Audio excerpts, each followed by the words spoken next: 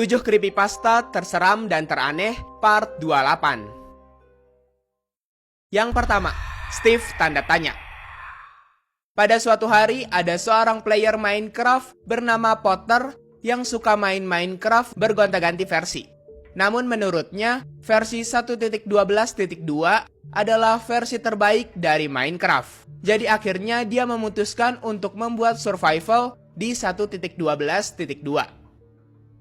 Di awal, dia sedang memburu para domba untuk ia jadikan makanan.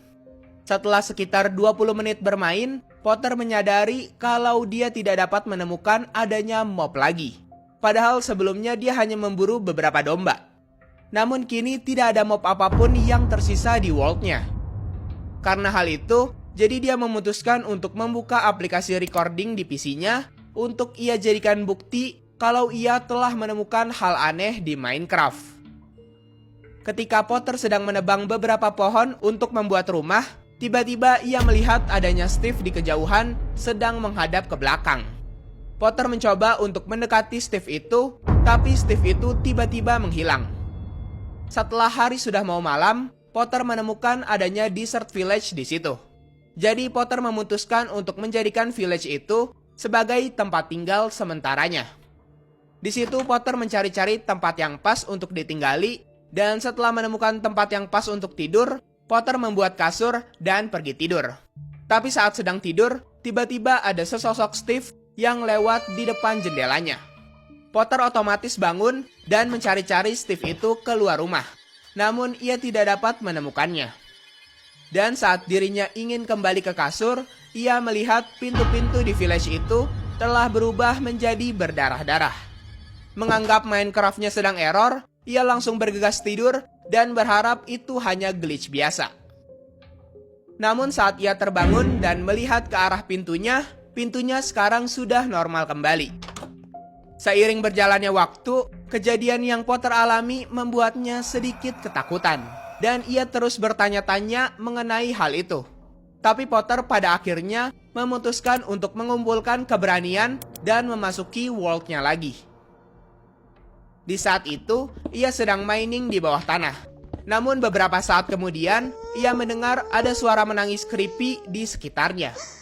Karena suara itu membuatnya merinding, jadi ia cepat-cepat mengambil iron yang ada di situ dan berniat untuk pulang. Namun anehnya, saat ia baru saja selesai memining iron ore di situ, tiba-tiba iron ore di situ muncul lagi. Ia pun di situ sangat panik, tapi ia menghiraukan gangguan-gangguan itu dan fokus untuk cepat-cepat pulang ke rumah. Saat itu, Potter sudah memiliki rumahnya sendiri. Karena dia kekurangan stok makanan, jadi ia pergi untuk memancing pada malam hari. Namun karena petir sudah menyambar, Potter memutuskan untuk pulang. Mencoba untuk tidur di malam hari, tapi di layarnya terdapat tulisan bahwa ia tidak bisa tidur karena ada monster di sekitarnya. Potter sedikit bingung dengan hal tersebut, karena dari tadi ia tidak dapat menemukan satupun mob di sekitar situ. Bahkan saat dia mencarinya ke sana kemari. Beberapa saat kemudian, tiba-tiba ada banyak redstone torch di halaman rumahnya. Potter memutuskan untuk mengambil redstone torch yang ada di situ dan mencoba tidur lagi. Untungnya sekarang ia berhasil tidur. Tapi ia diteleport Steve tanpa kepala ke Bedrock the End, kemudian dijatuhkan ke Void.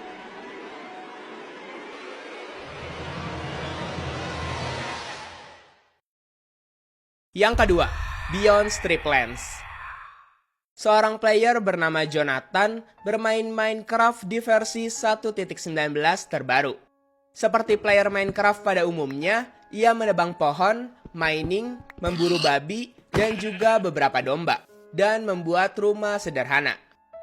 Di awal masih belum ada yang aneh. Jonathan masih santai membuat wheat farm-nya. Jonathan juga membuat farm dan tidak memikirkan untuk langsung melawan Ender Dragon karena ia ingin bermain aman.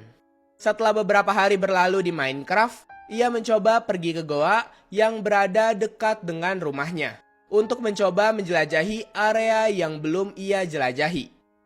Ia menjelajahi area mineshaft dan melewati spawner yang di dekatnya terdapat chest. Namun saat ia telah mengambil isi chestnya, lalu melihat kembali spawnernya, ia terkejut karena spawnernya telah berubah menjadi sign. Bertuliskan tentang seseorang yang menanyakan, apakah kamu mengetahui kebohongan apa yang ada di balik Stripland? Jonathan mencoba mencari tahu tentang blok korup itu, tapi dia tidak menemukan jawabannya. Namun dia dapat informasi tentang Stripland. Bagi yang belum tahu, Stripland adalah fenomena eksklusif di Minecraft yang membuat world tersebut berbeda dengan world lainnya. Dan ini bukan merupakan bug.